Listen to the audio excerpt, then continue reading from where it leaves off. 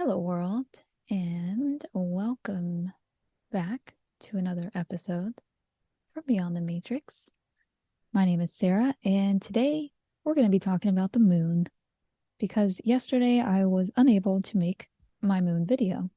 So I'm not going to go in as much detail with all of the aspects the moon makes anymore. It's just kind of too much, and it makes the video entirely too long. So because I want to focus on the next major lunation, which is the full moon, I'm just going to briefly talk about the moon moving through the different signs.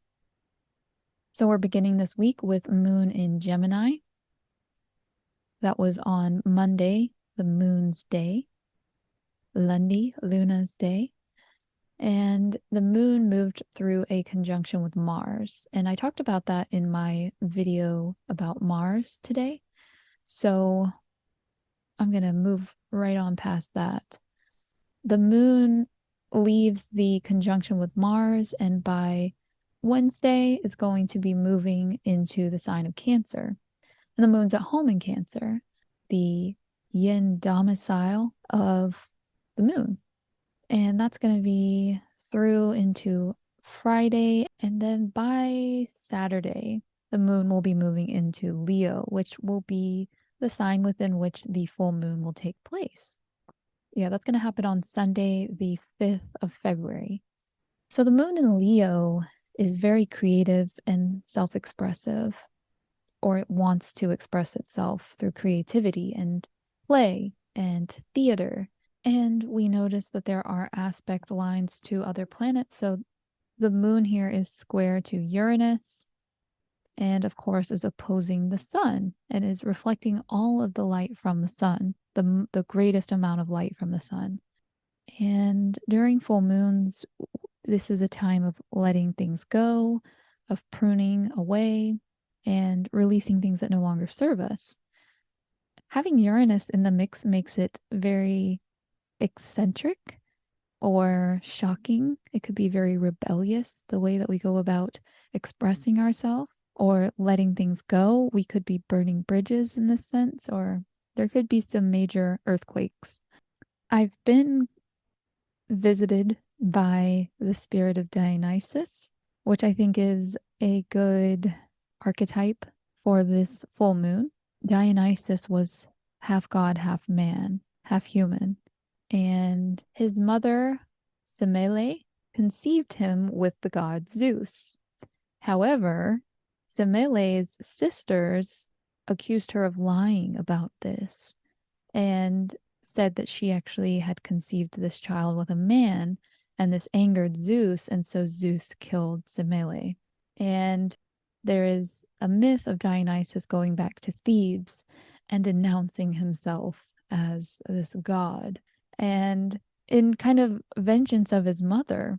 So it was really interesting to have this god continue to want to be spoken of when this is the lunation that's occurring. So I have read an excerpt from a book with the myths. It's called Classic Myths. And I'm going to now move over to that myth so that we can listen to the reading and then get a feel for this archetype. And then there is this excerpt that I'm reading from the same book, and it's about how Nietzsche analyzed Dionysus as an archetype, which I thought was really interesting. So I'm going to play those, and yeah, I hope that you enjoy this contemplation. Dionysus. I have come back in this, the land of the Thebans. I, Dionysus, who Semele, daughter of Cadmus, once bore to Zeus, with lightning flash as midwife, changing my form no more divine but human. I show myself by Ismenus' spring and Dirce's. See there the place where Semele's body lies, struck by the thunderbolt, down by the house whose ruins smolder with still living fire, witness of Hera's violence to my mother. Cadmus was right, who made this place taboo his daughter's grave, which I have hidden deep in green and succulent tangles of my vines. I left the golden sands of Lydia and Phrygia, then Persia's high plateau, scorched by the sun. Onward I marched, passing the walls of Bactria and traversing the grim and icy country of the Medes. I reached the blessed land of the Arabi, then back the long road through Asia to the salt sea lined by towered cities thronged with Greeks and men of other races altogether, teaching my dances, establishing my rites, to make these lands know my divinity. Thebes is the first of all the towns of Greece, to hear my followers' ecstatic cries. I flung the fawn skin on their eager shoulders. I thrust the thyrsus ivy twisted dart into their hands. For here my mother's sisters spread the slanderous lie that Dionysus was not, as Semele claimed, the son of Zeus, but that she gave her maiden head to some mere man and laid the blame of fatherhood on Zeus. Her wedlock they called a lie made up by Cadmus, fiction to hide his daughter's fall from grace, which Semele spread abroad to Zeus's fury, for which he killed her. For this I drove the sisters from their homes, forcing them brain-struck to wander on the hills, and made them wear my Bacchic orgies gear. Then each last woman on the Cadmean race I drove in frenzy out from her quiet home. Now they are banded with old Cadmus's daughters, resting beneath green pines by soaring cliffs. This city, uninitiate in my rites, must learn, like it or not, that I am here to show my mother's glory, manifesting myself to men as the god she bore to Zeus. Cadmus himself abandons pride and power to Pentheus. Child of one of these, his daughters, Pentheus, a godless man, resists my ways. He drives me off from his solemnities. He skips all mention of me in his prayers. Well, for all this, I soon shall make it clear to him and all the people of the Thebans that I indeed was born divine. That well and truly done my steps will turn to another land, another epiphany. And if the Theban city takes up arms and tries to drive the Maenad from its hills, I, my Bacchae, will meet force with force. With this in mind, I have taken mortal shape, disguising myself beneath a human form. Dionysus turns and calls off stage.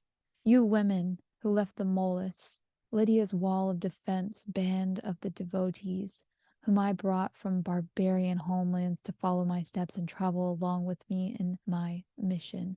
Take up your pipes and your drums, your native Phrygian music, inventions of me, Dionysus, and of Rhea, great mother of gods. Come here, beat out your rhythms around the palace of Pentheus. Let the whole city of Cadmus know well that my Maenads have come. I, for my part, will return to the shady woods of Citharon, the haunt of my Bacchae, to join with them in ecstatical dancing. So I'm going to read this passage from Classical Myth by Barry B. Powell because of that, which I read from Dionysus. So it says, Nietzsche's The Birth of Tragedy. The figure of Dionysus played a prominent role in the writings of German classicist and philosopher Friedrich Nietzsche, particularly in The Birth of Tragedy, an early work in which Nietzsche sharply criticized the prevailing view of Greek art and civilization. Before Nietzsche, Greek culture had been understood as reflecting the calm, rational value of balance and harmony. Greek art was worth studying and emulating, people thought, because it embodied a noble simplicity and quiet grandeur, as art historian Johann Wickelmann wrote in the 18th century. According to Wickelmann, the ancient god Apollo was a perfect expression of these ideals.